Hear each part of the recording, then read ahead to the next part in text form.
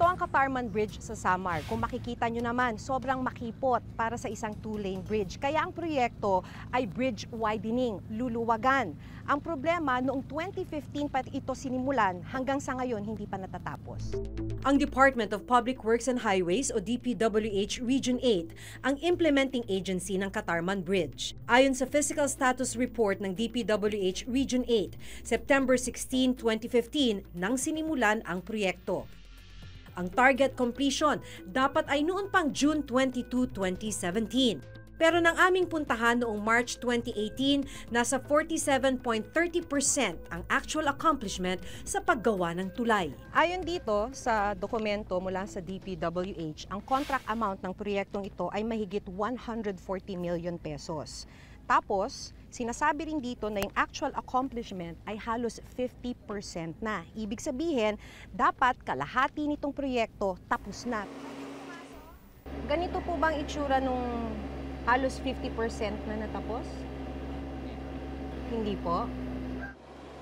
Tuloy-tuloy naman ang trabaho namin kasi ang trabaho namin sa ilalim lang pa. Wala pa sa ibabaw. Pag natapos yung ilalim, dahil 5 butas na lang naman ito, sa taas na kami. Sa status report na nakuha namin noon sa DPWH Region 8, nakasaad na humiling ng karagdagang 120 calendar days ang kontraktor para matapos ang tulay. Ang dahilan nila ay ang obstruction of utilities, partikular ng water pipelines na nakakabit sa tulay. Sa kasalukuyan, nadaraanan na ng mga sasakyan ang Katarman Bridge pero hindi pa rin ito tapos. 3 taon nang delayed ito sa original completion date na September 2015. As of November 25, yung accomplishment namin is 93.11% na. We are expecting sana makomplete itong December 25 ng 100%. Kaya nga lang, siyempre, mayroon pang mga konting correction yan. Baka umabot sa ito ng January, until January 25. Bukod sa mga tulay, binisita rin ng Reporter's Notebook ang ilang school building na para sana sa mga estudyanteng nagtitiis sa mga tent, covered court, at lumang gusali. Pero natuklasan naming nakatenga at hindi tapos. Naabutan naming nagkaklase sa isang covered court ang ilang estudyante mula sa grade 7 hanggang grade 11 ng Mondragon Agro-Industrial High School sa Northern Samar. Minsan dito, mahirap dito pag pumapasok. Pag maulan, lumilipat kami, minsan hindi. Saan ka nahihirapan sa sitwasyon niyo sa klase niyo dito? Sa pagre-recite. Hindi kayo nagkakarinigan? Hindi na, lumapit kami, ma'am. Bakit pursigidong-pursigido ka na pumasok sa eskwela? Kasi mabot lang ang pangarap namin na maging sundalo at makatulong sa pamilya. Ramdam din ng mga guro gaya ni Teacher Maricar ang hirap ng kakulangan sa silid-aralan. Kahit po sila mismo, nahihirapan Oo, nahihirapan po. Lalong-lalo na po pag umuulan. Kasi nga, tumutulo. Dahil butas-butas na yung yero. Tapos, maingay. Parang mahirap pong marinig kung ano yung itinuturo mo, lalo na po yung mga bata na nasa likod, hindi conducive for learning para po sa akin. Kung tutuusin, 2 gusali na may 24 na bagong silid-aralan ang dapat nakatayo ngayon sa Mondragon Agro-Industrial High School.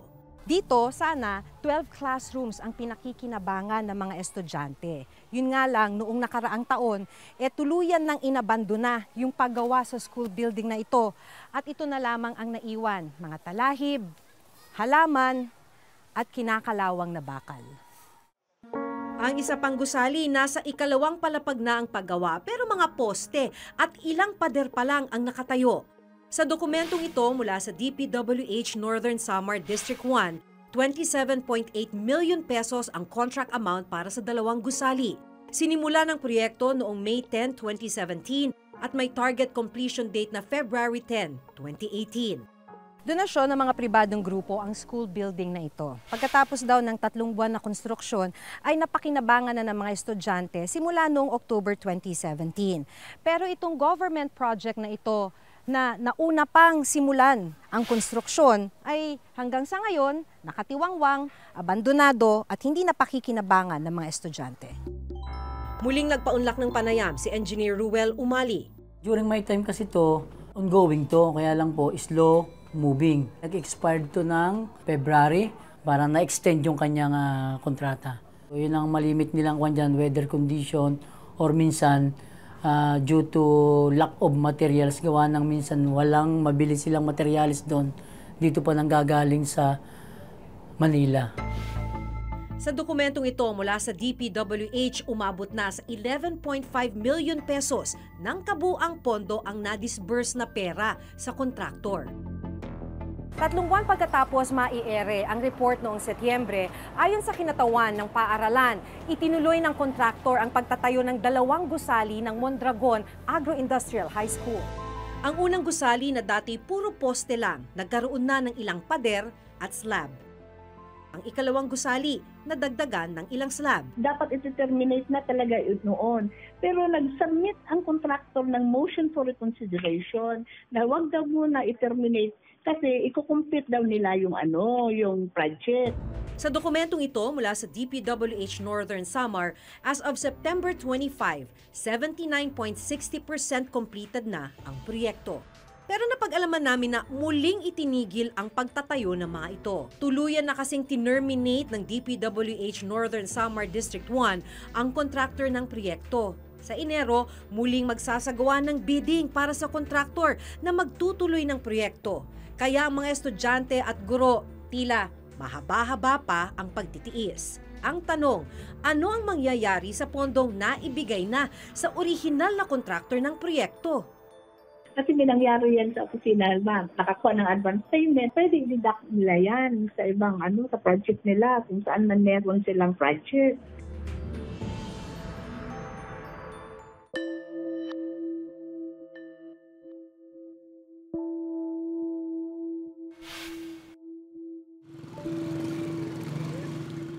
Balot na ng halaman ang mga poste at ilang pader nito at halos 2 taon na raw inabandona. Ganito namin naabutan noon ang dapat sanay 3-classroom school building sa Lungib Elementary School dito sa Victoria, Northern Samar. By this time, dapat tapos na. Pero until now, makikita nyo naman, tinubuan na ng mga damo at lahat-lahat. Abandoned ho siya. Kasi yung last na nag-visit ako dito was 2016 at ganito na yung itsura niya. And then hanggang ngayon, hindi pa rin siya nagagalaw. Ang pondong nagastos para rito, 2.8 million pesos. Pero ang ipinagtataka ng DepEd Engineering Office sa dokumentong galing mismo sa DPWH Northern Samar District 1 na siyang implementing agency ng proyekto, idiniklarang 100% completed na ang gusali. Kahit poste lang at ilang pader lang naman ang nakatayo. As of January 31, 2018, ang supposedly 1-story 3-classroom dito sa Lungib Elementary School ay 100% completed. Pero kung makikita natin ngayon yung status ng building, hindi naman siguro natin masasabing 100% completed siya. Makalipas ang halos 4 na buwan, binalikan namin ang Lungib Elementary School. Nakatayo na ang 3 silid. Ayon sa DPWH, ang kontraktor ang gumastos para sa pagtatayo ng mga classroom. Conducive for learning na ito kasi napakalaki at napakaluwang. Kisame na lang ang kulang pero napinturahan na ang mga silid-aralan at ngayon ay nagagamit na ng mga grade 4, 5 at grade 6 students.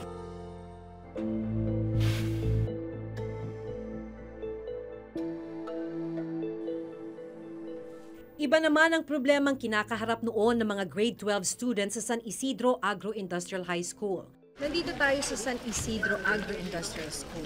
Dito naman, tapos yung school building, pero hindi magamit dahil natuklasan na may structural defect.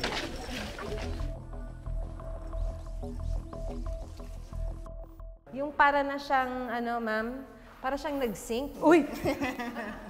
Ganun ba katindi to, sir? Is that what you meant? Yan yung mga circular, andyan. We need an investigation para makita talaga natin kung ano ang cause ng vibration. Baka mahina ang reinforcement niya. So, At yun pag ang fear mahina ang natin. reinforcement? At pag mahina ang reinforcement, may possibility na bumigay siya. Bumigay yung sahig. And that is the reason na ayaw niya siyang paggamit muna. Ayaw muna, opo. Ayon sa DepEd, nagastos ang kabuuang 10.4 million pesos para sa gusali. Dahil hindi magamit yung school building, gumawa yung principal ng paraan. Kaya ginamit nila itong lumang building na to. Wala naman kasi silang choice. Talaga naman kasing wala nang ibang espasyo, kailangan daw nila itong pagtiyagaan. Pumapasok yung ulan sa atin. Pagka umuulan, Opo, kasi okay lang po yung bintana. Tsaka dahil po marami kami, sa ipenta po kami sobra. Sobrang init po, parang hindi na conducive yung room para sa amin. Matapos may ere ang aming report nitong Abril, ayon sa DPWH, kaagad sinimula ng pagsasaayos sa gusali. Pinalitan ang buong slab o flooring ng 3 palapag na gusali. Ayon sa DPWH, ang kontraktor ang gumastos sa lahat ng pagsasaayos sa school building. Nitong Agosto, dumaan na sa assessment ang school building sa San Isidro Agro-Industrial High School para malaman kung ligtas na itong gamitin. Pero hanggang ngayon, hindi pa rin inilalabas ng DepEd at DPWH ang resulta ng assessment.